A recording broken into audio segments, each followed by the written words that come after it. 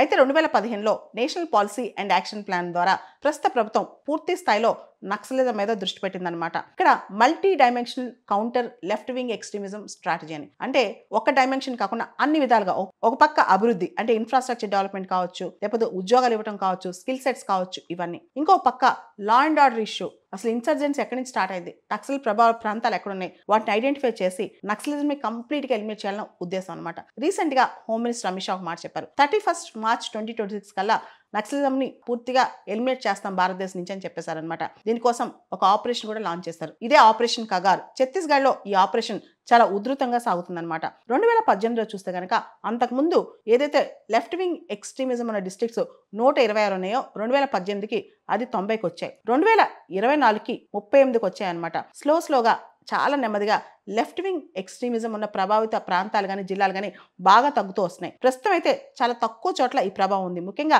ఛత్తీస్గఢ్లో కూడా బీజాపూర్, కాంకేర్, నారాయణపూర్, సుక్మా ఈ ప్రాంతంలోనే కాస్త నక్సల్ ప్రభావం ఉంది. జార్ఖండ్లో వెస్ట్రన్ సింగ్బమ్ రీజియన్లో, మహారాష్ట్రలో గచ్చిరోలి రీజియన్లో, అదేవిధంగా ఇంకొన్ని ప్రాంతాలు అక్కడక్కడ ఆంధ్రప్రదేశ్లో కానీ, మధ్యప్రదేశ్లో కానీ, ఒడిస్సాలో కానీ కాస్త ప్రభావం ఉందన్నమాట. తెలంగాణలో భద్రాద్రి, కొత్తగూడెం దగ్గర ఈ ప్రభావం ఇంకా ఉందంటున్నారనమాట. పూర్తిగా చూసుకుంటే దేశం మొత్తం కూడా ప్రభుత్వం రకరకాల పథకాల ద్వారా కావచ్చు, multi dimensional multi pronged approach ద్వారా కావచ్చు, నక్సలిజం యొక్క ప్రభావం తగ్గిస్తూ వస్తుందన్నమాట.